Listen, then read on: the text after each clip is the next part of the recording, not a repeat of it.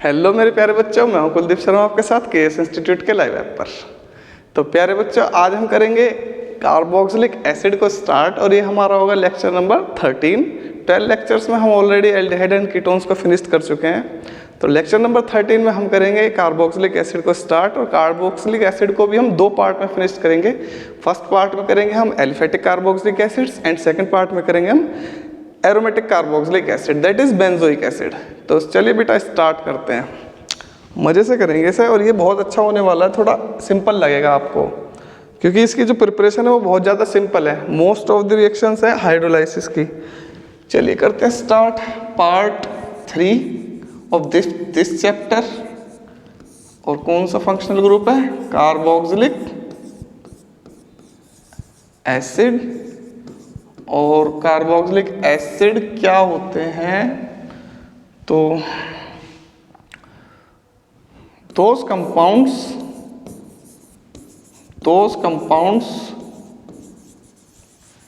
in which COOH group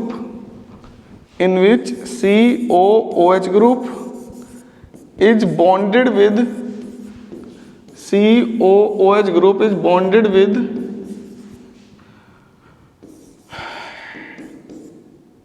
alkyl group। Simple कर देता हूं मैं, एल्काइल ग्रुप और एराइल ग्रुप। तो वो कंपाउंड जिनमें COOH ग्रुप एल्काइल ग्रुप के साथ बॉन्डेड हो, एराइल ग्रुप के साथ बॉन्डेड हो, वो कार्बोक्सिलिक एसिड के कंपाउंड है। लेकिन अगर एल्काइल ग्रुप के साथ कार्बोक्सिलिक एसिड हो, those compounds in which COOH group bonded with alkyl group, तो इसे बोलोगे आप एलिफेटिक कार्बोक्सिलिक एसिड। और अगर COOH ग्रुप एरोमेटिक रिंग के साथ बॉन्डेड हो तो इसे बोलोगे आप एरोमेटिक कार्बोक्सिलिक एसिड। और ये मोस्ट कॉमन होता है इसका बेंजोइक एसिड, ठीक है ना। तो हम पार्ट 3 में तो करेंगे इस कंपाउंड को, इसको। पार्ट 4 में करेंगे हम इसे। तो अब पहले पार्ट 3 करते हैं स्टार्ट। तो पार्ट 3 क्या है? Aliphatic carboxylic acid. तो हम कर रहे थे स्टार्ट कार्बोक्सिलिक एसिड, और कौन सा कार्बोक्सिलिक एसिड करेंगे? Aliphatic carboxylic acids. So those compounds in which COOH group is bonded with aliphatic carbon chain are called aliphatic carboxylic acids. ठीक है बेटा। तो अब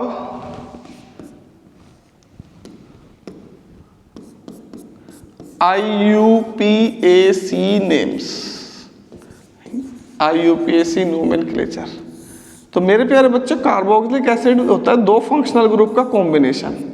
एक तो होता है कार्बोनाइल ग्रुप और दूसरा होता है हाइड्रोक्सिलिक ग्रुप। तो जो हाइड्रोक्सिल ग्रुप है और कार्बोनाइल ग्रुप है, अगर ये दोनों बॉन्डेड हों तो ये जो ग्रुप बन जाता है COOH, और कहीं कहीं पे से CO2H भी लिखा मिल सकता है। इसे बोलते हैं हम कार्बोक्सिलिक एसिड।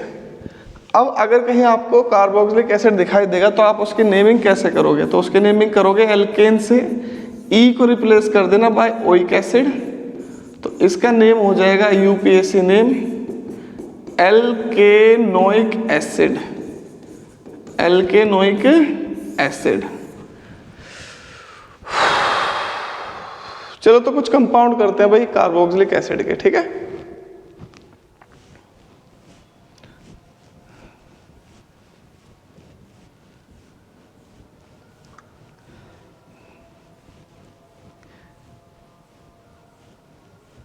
तो ये कंपाउंड है भाई कार्बोक्सिलिक एसिड के। इसके बाद करेंगे हम स्टार्ट इसकी प्रिपरेशन, फिर करेंगे फिजिकल एंड केमिकल प्रॉपर्टीज। तो अच्छे से हो जाएगा कार्बोक्सिलिक एसिड। आज मैं कार्बोक्सिलिक एसिड खत्म कर दूंगा, चिंता ना करो।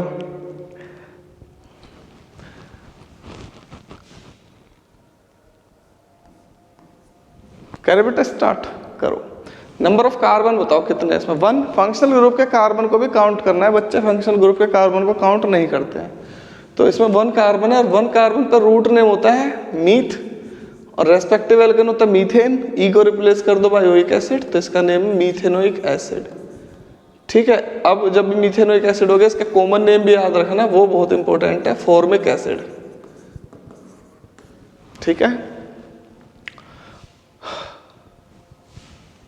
1 2 2 कार्बन है, इथेन ओइक एसिड ऐड कर दो, इथेनोइक एसिड। इसका दूसरा कॉमन नेम है एसिटिक एसिड। ये दोनों याद रखने हैं आपको। कितने कार्बन है इसमें, 1 2 3, 3 प्रोपेनोइक एसिड। जिसके कॉमन नेम जरूरी होंगे, इंपॉर्टेंट होंगे, वो कर लेना, वो मैं बता दूंगा आपको खुद। तो लॉन्ग चेन में कितने कार्बन है, 4 ब्यूटेनोइक एसिड। इसमें देखो 1 2 3, अब 2 पे आ रहा है ब्रोमो तो 2 ब्रोमो प्रोपेनोइक एसिड। अब मैं बिल्कुल ठीक हूँ, चिंता ना करो, अब मैं बहुत जल्दी जल्दी सिलेबस करा दूंगा। बच्चे कुछ जो नए मुझसे जुड़े हुए हैं वो डर रहे हैं, वो सोच रहे हैं कि अब हमने पढ़ना स्टार्ट करा है और सर जी अपने खुद के तरीके से चल रहे हैं। मैं आपके लिए जान भी दे दूंगा, तुम क्या बात कर रहे हो, टेंशन न लो, सारा सिलेबस करा दूंगा, आपको पता भी नहीं चलेगा। 3 मिथाइल ब्यूटेनोइक एसिड। बस पढ़ते रहो, जैसे जैसे करा रहा हूँ पढ़ते रहो। 1। अच्छा एक बात और बताऊँ, प्रेफरेंस ऑर्डर में सबसे पहले नंबर आता है कार्बोक्सिलिक एसिड का, तो इसलिए देखो मैं हमेशा 1 लिख रहा हूँ। कार्बोक्सिलिक एसिड के सामने सब बच्चे हैं, ये सबके पापा जी हैं। ठीक है, तो हमेशा प्रेफरेंस किसको देनी है, कार्बोक्सिलिक एसिड को। तो 4 पे नेक्स्ट ग्रुप है तो एमाइन नहीं लिखोगे साहब, जब प्रीफिक्स लिखते हैं तो ये बन जाता है एमाइनो। तो 4 amino butanoic acid, 4 amino butanoic acid. 1 2 3, तो 2 पे OH ग्रुप है, 2 hydroxy propanoic acid, 2 hydroxy propanoic acid.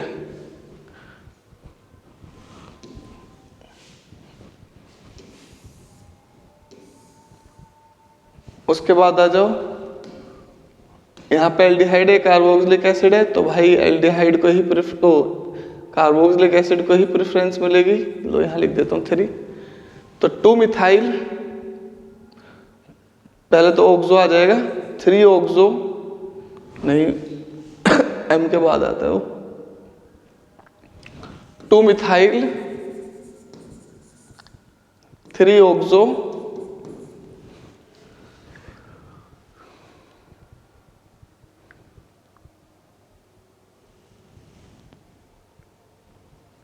One two three propanoic acid,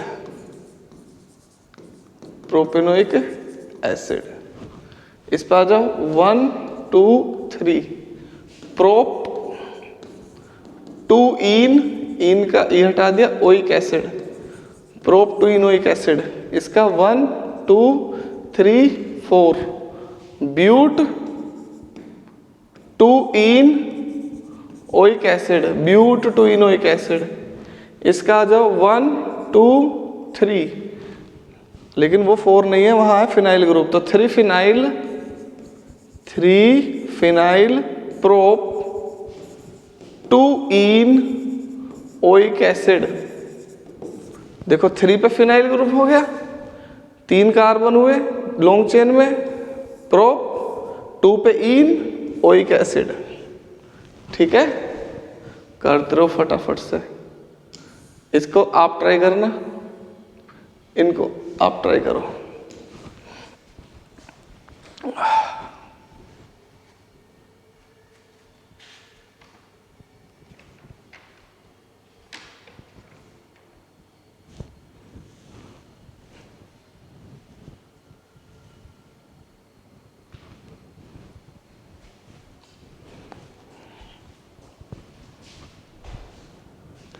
चलो हो गया, 1 2 3, 3 कार्बन है, प्रोप, 2 पे ट्रिपल बॉन्ड है, 2 आइन, ये हटा दिया, 1 ओइक एसिड या इनाइक एसिड, आइनोइक एसिड, यह है रिंग बेंजीन। अब जब COH काउंट नहीं हुआ इसमें तो बाहर वाले ग्रुप को लिखते हैं पूरा का पूरा ऐसा कैसे ही, कार्बोक्सिलिक एसिड। लेकिन अगर इन दोनों वर्ड का कॉम्बिनेशन कर देते हैं तो एक नया वर्ड डिराइव होता है, उसी के सब्स्टिट्यूएंट बनाया जाता है हमेशा benzoic acid, benzoic OIC, benzoic acid. देखो benz oic acid, benzoic acid. अब आगे आगे बेंजोइक एसिड यूज करूंगा मैं, ठीक है। आ जाओ उसके बाद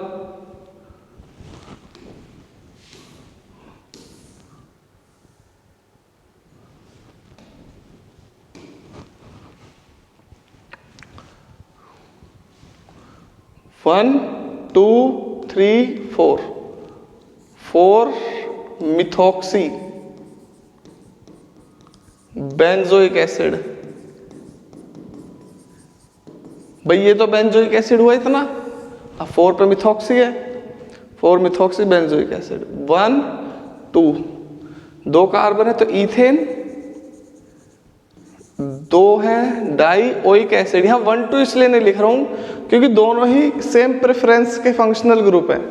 तो इथेन डाइओइक एसिड, इसका कॉमन नेम याद रखना ऑक्सैलिक एसिड।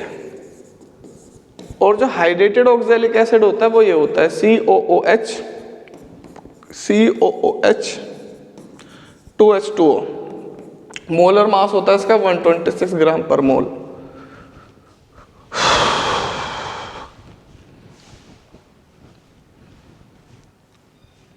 करो यार जल्दी जल्दी से। इसमें कितने कार्बन है? 3 है, प्रोपेन डाइओइक एसिड। इसमें कितने कार्बन है? 1 2 3 4 ब्यूटेन डाइओइक एसिड।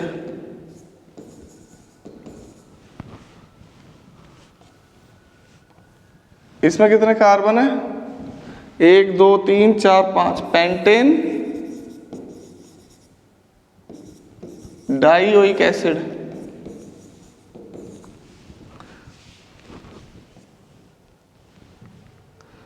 वन 2 3 4 5 6, इसमें कितना कार्बन है? 6 hexane dioic acid.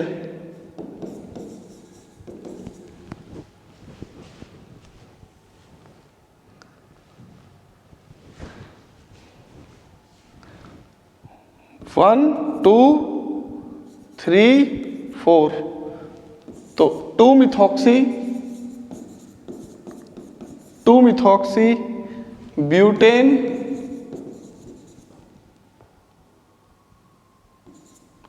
Dioic acid. ठीक है, इस पे आ जाओ। देखो इसमें एक कार्बोक्सिलिक ग्रुप अलग रह जाएगा, तो एक को अलग मत रखो, 3 कार्बन को कर दो और तीनों को ही अलग करो। इसका बन जाएगा propane 1 2 3 try carboxylic acid, try carboxylic acid. तीनों को अलग कर दिया। अगर मैं COH को अलग कर देता हूं तो उसको कार्बोक्सिलिक एसिड लिखा जाएगा। ठीक है, याद रखना।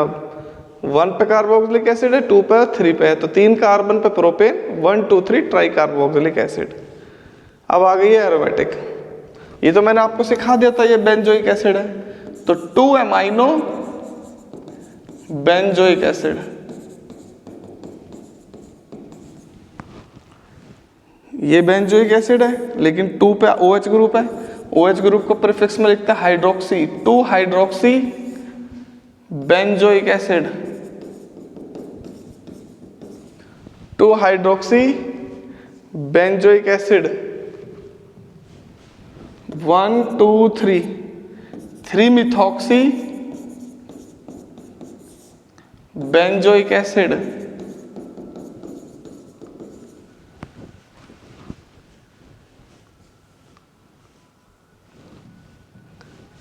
1 2 3 4 4 methyl benzoic acid, 4 methyl benzoic acid,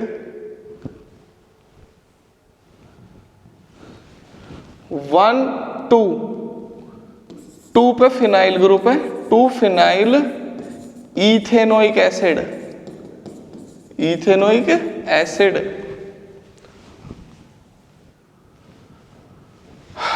1 2। तो देखो भाई बेंजीन दोनों बाहर कर देते हैं COH को, 1 2 डाई कार्बोक्सिलिक एसिड,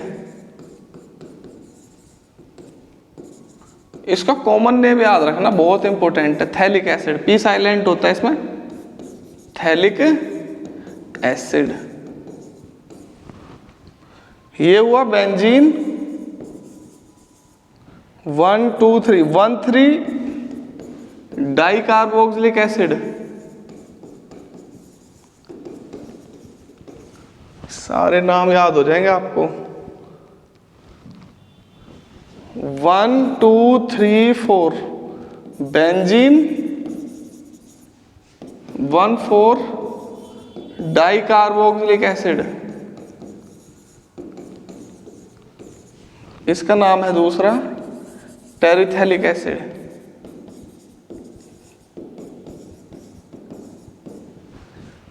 ठीक है, इसका भी एक और नाम आइसोथैलिक एसिड। थैलिक एसिड तो दोनों ही हैं, दो दो कार्बोक्सिलिक एसिड ग्रुप है, पोजीशन के बेस पे इनके नाम अलग हैं। तो मेरे प्यारे बच्चों ये हुए हमारे नेमिंग ऑफ कार्बोक्सिलिक एसिड्स, इन्हें आप करो, नोट कर लो इतना। मैं थोड़ा सा पानी पी लूं।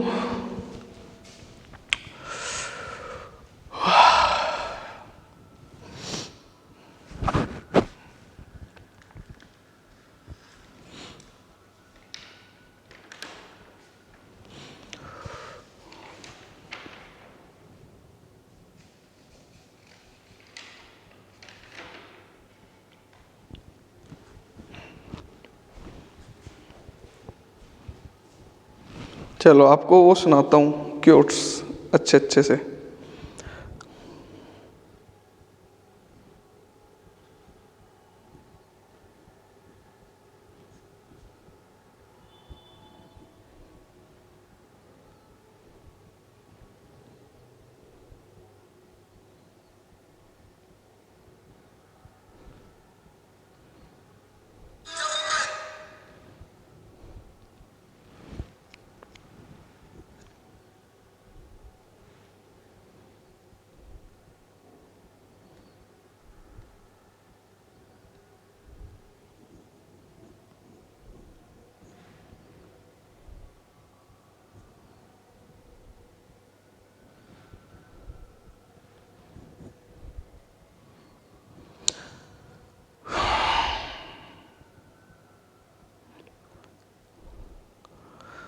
हम तुम्हें चाहते हैं ऐसे, मरने वाला कोई जिंदगी चाहता हो जैसे, हम तुम्हें चाहते हैं ऐसे।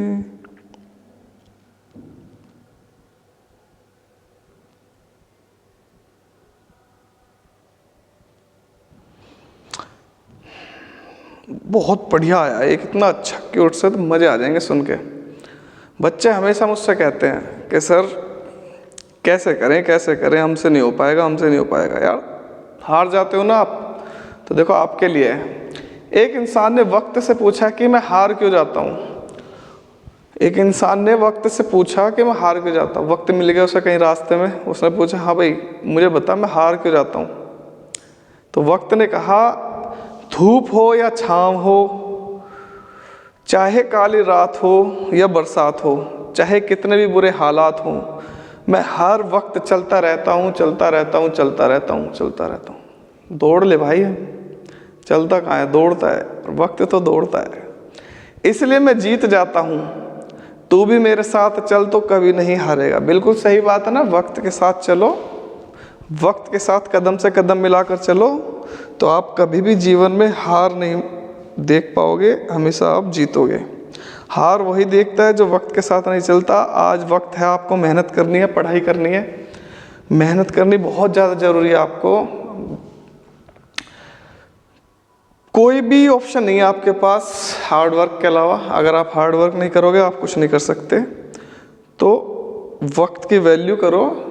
टाइम की जो वैल्यू नहीं करता वो जीवन में हमेशा पछताता है, उसे रिग्रेट रहता है हमेशा कि काश मैं उस टाइम पे ये कर लेता। मुझे कुलदीप सर ने इतना समझाया था कि मेहनत कर ले, पढ़ ले, पर मैंने बात नहीं मानी सर की, तो आज परेशान हूँ मैं। क्योंकि हम और आप जिस फैमिली से बिलोंग करते हैं वो फैमिली ऐसा तो है नहीं कि हम कोई राजा महाराजा की संतान हो, हमारे बहुत पीढ़ी दर पीढ़ी हमारी सत्ता चलेगी। भाई हमें खुद ही कुछ करना पड़ेगा तो ही हम कुछ बन पाएंगे, जीवन में कुछ कर पाएंगे। और जो समाज है, जो हमारी सोसाइटी है, वो उसी की रेस्पेक्ट करता है जो कुछ खुद करता है अपने दम पर। जो खुद मेहनत करेगा वो ही जीवन में कामयाब हो पाएगा। जो खुद कुछ नहीं कर पाएगा, जिसको पता है अपने पेरेंट्स से कुछ मिल जाता है ना, उसको तो ये बोल देते हैं लोग, अबे क्या है, बाप के पैसों पे ऐश कर रहा है, दादा के पैसों पे ऐश कर रहा है, खुद तो कुछ है नहीं। जो खुद कुछ करता है ना उसके लोग कदर करते हैं, इज्जत करते हैं, वैल्यू करते हैं, सम्मान करते हैं, बुलाते हैं अपने पास। तो इसलिए सबसे बड़ी बात होती है सम्मान, रेस्पेक्ट, जो कि आप मेहनत करके ही अर्न कर सकते हो। और यार अपने मम्मी पापा की तरफ को देखोगे कैसे कैसे मेहनत करके आपको पढ़ा रहे हैं। मम्मी दिन निकलते आपके लिए प्रिपेयर करने लग जाती हैं, अपना सब कुछ छोड़ के तुम्हें रेडी करके स्कूल भेजती हैं, तुम्हें ब्रेकफास्ट खिलाती हैं, फिर लंच पैक करके देती हैं, उसके बाद खुद जाके खाती हैं बाद में। तो भाई अपने घर पापा की तरफ को देखो, किसी के पापा खेतों में काम करते होंगे तो सारा दिन मजदूरी करते होंगे। तो भाई अगर अपने मम्मी पापा की तरफ अच्छे से देख लोगे तो अपने आप ही मेहनत करने का मन कर जाएगा।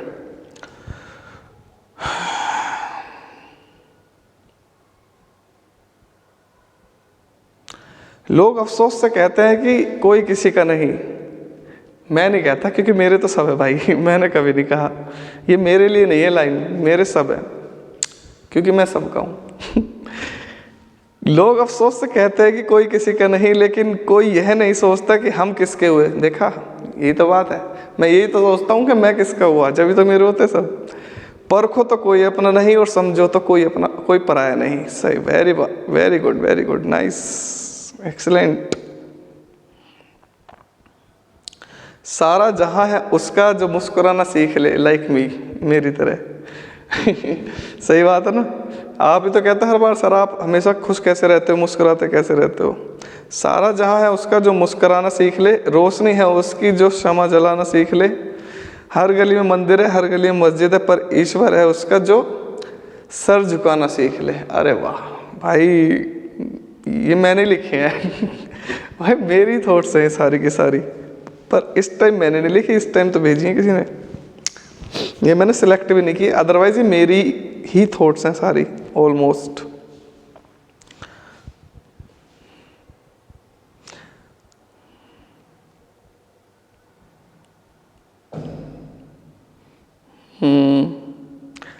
एक जख्मी दिल आ गया। दर्द कितना है बता नहीं सकते, जख्म कितने हैं दिखा नहीं सकते, आंसू से खुद समझ लो, आंसू गिरे हैं कितने गिना नहीं सकते। वाह, अबे आंसू आंसू मत गिरा, मौज लो, चिल करो, जिंदगी में कुछ नहीं रखा आंसू आंसू निकालने में। ये आंसू बहुत कीमती होते हैं, हर किसी के लिए मत गिराया करो। और जो आपको चीट करता है, धोखा देता है, आपको छोड़कर जाता है, उसके लिए तो बिल्कुल भी नहीं। वैसा आपकी उम्र नहीं है ये एक दूसरे को चीट करने की, धोखा देने की, छोड़ के जाने की। देखो मेरा दिमाग इतना खराब हो गया, मैं डस्टर ढूंढ रहा था, व्हाइट बोर्ड पे पढ़ाने की आदत है ना, डस्टर ढूंढ रहा था मैं। करें स्टार्ट प्रिपरेशन, स्टार्ट करते भाई प्रिपरेशन।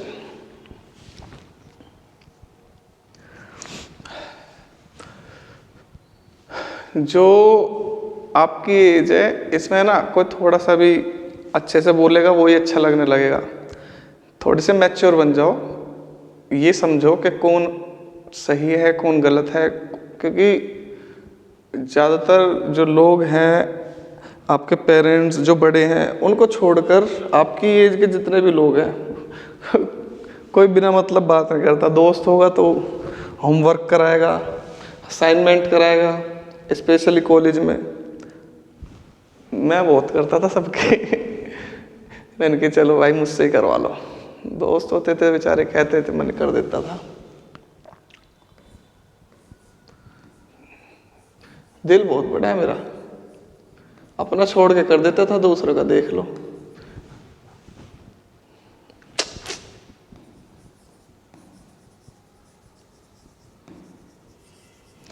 अपने आप में तुम ठीक बने रहो ना, आप किसी के साथ गलत मत करो, आपके साथ कभी गलत नहीं होगा।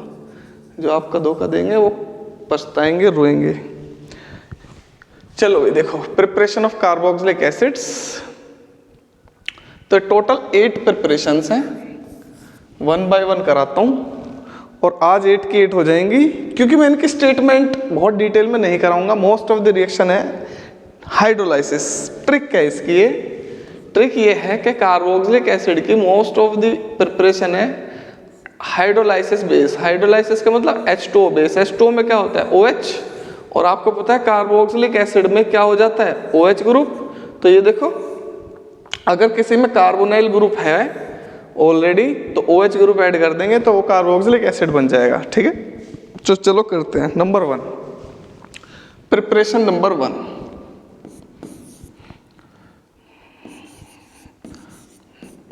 By the oxidation of aldehydes. तो मैंने सिखाया था आपको कन्वर्जन, वैसा भी कराया नहीं है, कराऊंगा एमाइंस होने के बाद। तो एल्डिहाइड्स के ऑक्सीडेशन से कार्बोक्सिलिक एसिड बनेगा। तो एल्डिहाइड होता है RCHO, ऑक्सीडेशन कर दो तो ये बन जाएगा RCOOH, कार्बोक्सिलिक एसिड। तो HCHO होता है फॉर्मेल्डिहाइड, ऑक्सीडेशन कर दो HCOOH, फॉर्मिक एसिड। CH3CHO होता है एसिटेल्डिहाइड, ऑक्सीडेशन कर दो CH3COOH। तो ये है हमारी first preparation by the oxidation of aldehyde. ये डिटेल में मैं एल्डिहाइड की केमिकल रिएक्शन में करा चुका हूँ, इसमें कोई सोचने वाली बात नहीं है। पहली रिएक्शन हो गई। Number 2, by the oxidation of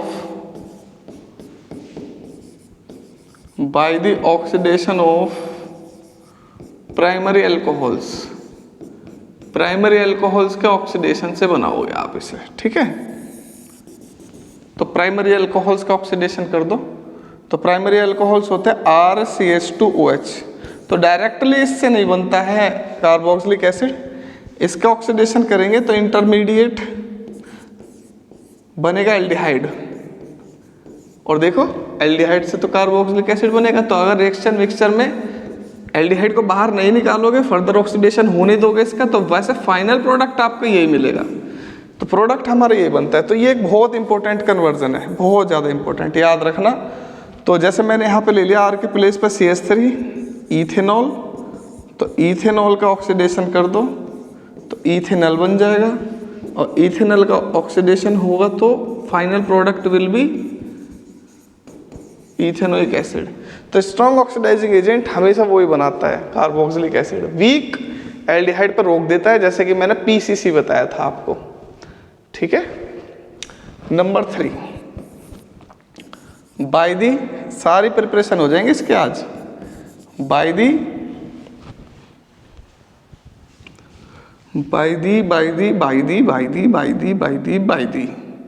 hydrolysis शुरू कर देते हैं हम। By the hydrolysis of acid chlorides. तो एसिड क्लोराइड्स का हाइड्रोलाइसिस कर दो। एसिड क्लोराइड होते हैं ये RCOCl। हाइड्रोलाइसिस मतलब HOH। ठीक है, एसिडिक मीडियम में कर देते हैं जिससे कि इसका आयनाइजेशन हो जाए।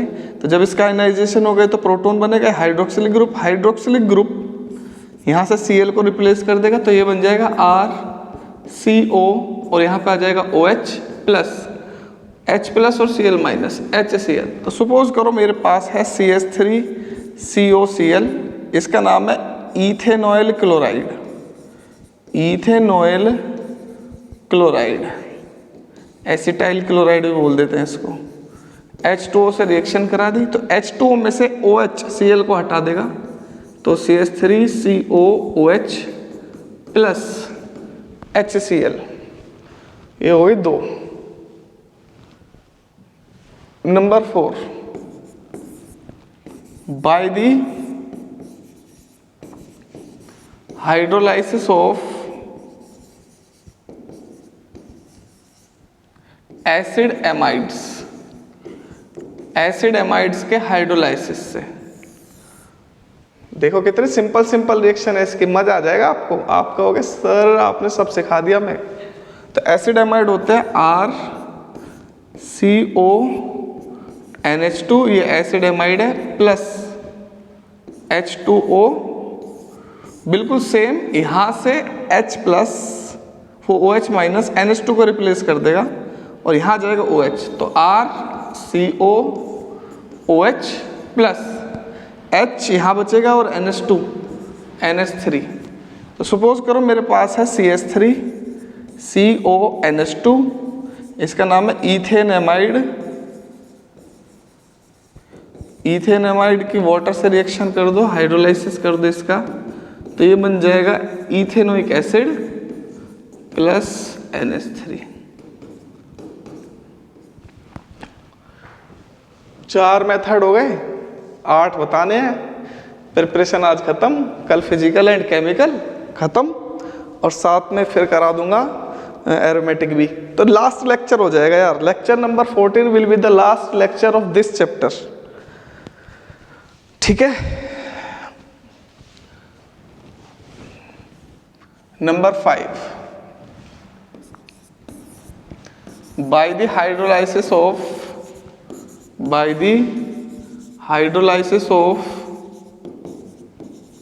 एसिड एनहाइड्राइड, एसिड एनहाइड्राइड, तो एसिड एनहाइड्राइड के हाइड्रोलाइसिस से, तो एसिड एनहाइड्राइड, तो RCO,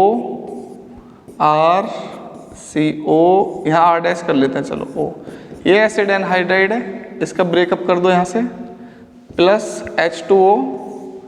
तो आपको पता है इसमें कौन है, एक H प्लस एक OH माइनस है, तो RCOO और एक H यहाँ जाएगा, तो ये बन जाएगा कार्बोक्सिलिक एसिड का। इसमें 2 मॉलिक्यूल्स बनते हैं कार्बोक्सिलिक एसिड के, R-CO और यहाँ पे इसमें से OH बचा हुआ है, OH। So acetic anhydride on hydrolysis give 2 molecules of carboxylic acids. Acetic anhydride on hydrolysis give 2 molecules of carboxylic acids. तो CH3CO C2H5 ले लेते हैं, चलो ठीक है, प्लस H2O। तो देखो क्या बनेगा, CH3COOH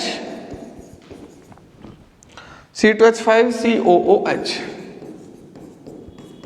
देख लो मेरे प्यारे बच्चों, ये हो गया हमारा हाइड्रोलाइसिस ऑफ एसिटिक एनहाइड्राइड, ठीक है। इसका आंसर आप बताओ।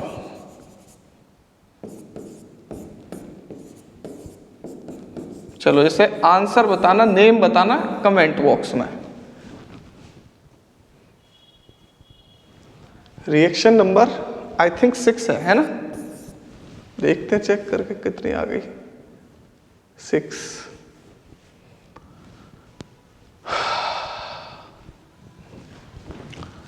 By the hydrolysis of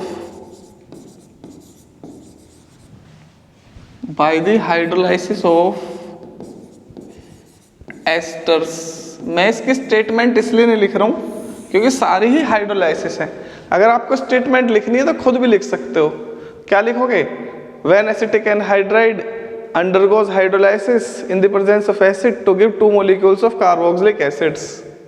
When acid amide undergoes hydrolysis in the presence of acid to give carboxylic acids. When acid chlorides undergoes hydrolysis to give carboxylic acids. यार ये बहुत simple है इसलिए मैं लिख नहीं रहा हूँ, और ये एग्जाम में कन्वर्जन में तो काम आएंगी लेकिन डायरेक्टली ये नहीं आएंगी कि इन्हें कंप्लीट करो या कुछ करो, पर प्रिपरेशन बहुत इंपॉर्टेंट है क्योंकि ये कन्वर्जन में काम आएगी। तो आर सी ओ ओ आर डैश, ये है हमारा एस्टर, और एस्टर का कर दो हाइड्रोलाइसिस। तो एस्टर का हाइड्रोलाइसिस कर दोगे तो इसका यहां से आर सी ओ ग्रुप, ये जो कार्बोनाइल ग्रुप है इसका बन जाएगा कार्बोक्सिलिक एसिड, और आर डैश और यहां से OH। तो यहां पे 2 मॉलिक्यूल्स बनेंगे, one is alcohol and second is carboxylic acid, और ये रिवर्सिबल रिएक्शन है। जैसे ही कार्बोक्सिलिक एसिड बनेगा आपको इसमें से कार्बोक्सिलिक एसिड को बाहर करना पड़ेगा, अदरवाइज वो दोबारा से एस्टर में कन्वर्ट हो जाएगा। ठीक है, एस्टरिफिकेशन की अपोजिट रिएक्शन है ये। तो अगर मैं यहाँ ले लेता हूँ CH3 CO O CH3 plus H2O, तो दोनों मॉलिक्यूल सेम बनेंगे क्योंकि R और R डैश दोनों ही सेम है यहाँ।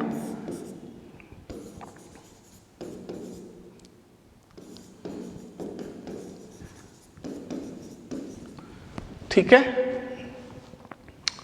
चलो बेटा, जैसे यहां पे ले लिया मैंने CH3 COO C2H5,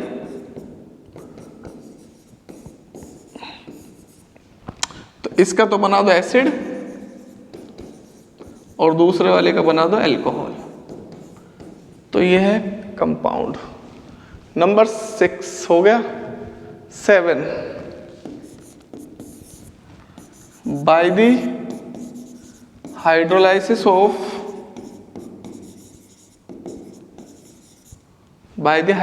of nitriles,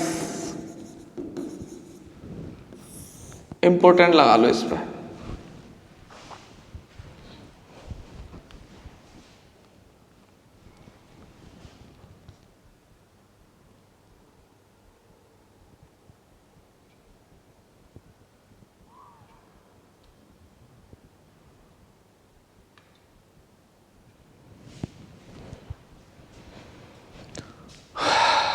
तो नाइट्राइल्स क्या होता है मेरे प्यारे बच्चों? RCN। तो अगर इसका हाइड्रोलाइसिस आप करोगे, पार्शियल हाइड्रोलाइसिस बोलते हैं इसको हम, ठीक है, इसको बोलते हैं partial hydrolysis.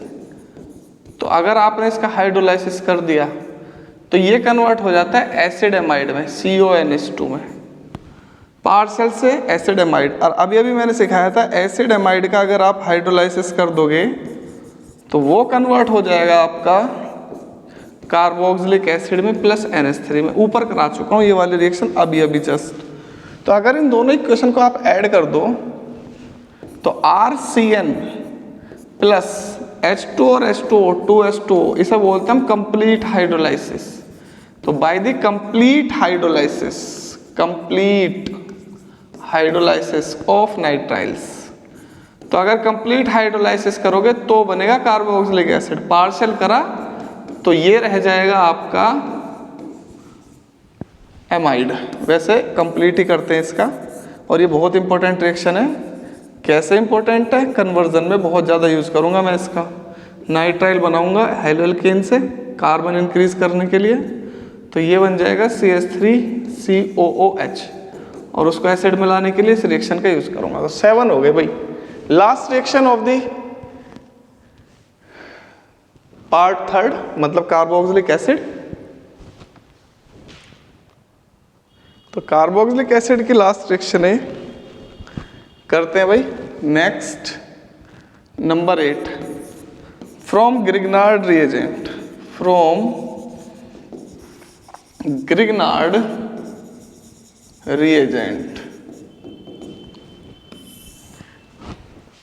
when Grignard reagent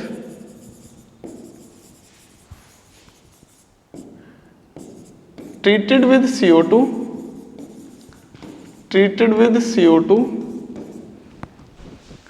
addition product is formed, adduct is formed,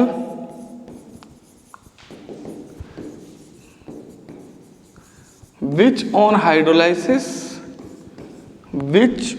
hydrolysis to give carboxylic acid।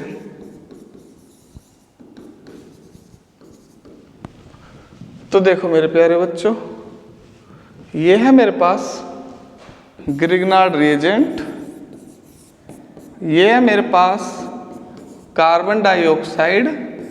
तो मोर इलेक्ट्रोनेगेटिव ऑक्सीजन, तो इस पर आ जाएगा पॉजिटिव, इस पर आ जाएगा नेगेटिव। आर नेगेटिव है तो यहाँ पे एडिशन हो जाएगा आर CO, ये ऐसे रहेगा, कोई चेंज नहीं। O और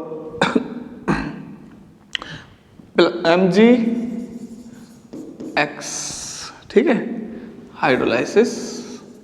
वैसे ये भी हाइड्रोलाइसिस ही है, तो ये बन जाएगा RCOOH प्लस MgXOH, बन गया ग्रिग्नार्ड रिएजेंट, ओ कार्बोक्सिलिक एसिड। तो R के प्लेस पर रख लो CH3MgBr plus CO2 CH3COO MgBr, hydrolysis कर लो, यहाँ आ जाएगा CH3COOH प्लस MgBrOH। तो मेरे प्यारे बच्चों, ये है 8 प्रिपरेशन ऑफ कार्बोक्सिलिक एसिड। अब नेक्स्ट क्लास में हम करेंगे physical properties of carboxylic acid, chemical reactions of carboxylic acid and aromatic carboxylic acid. 100% next class में इस चैप्टर को कर दूंगा फिनिश्ड, चाहे वो 1.5 घंटे की क्लास हो। अगर 2 घंटे की हो गई तो फिर 1-1 घंटे की 2 क्लास करके डाल दूंगा मैं, ठीक है। तो मेरे प्यारे बच्चों, यहीं तक रखते हैं हम आज की क्लास को। थैंक यू सो मच, आप इतना प्यार दे रहे हो, इतना सपोर्ट कर रहे हो, ऐसे ही बने रहो मेरे साथ। You will be see the change, अपने आप में बहुत चेंज देखोगे आप धीरे धीरे। तो चलो आज्ञा दो, थैंक यू सो मच, खुश रहो, हंसते रहो, गॉड ब्लेस यू ऑल।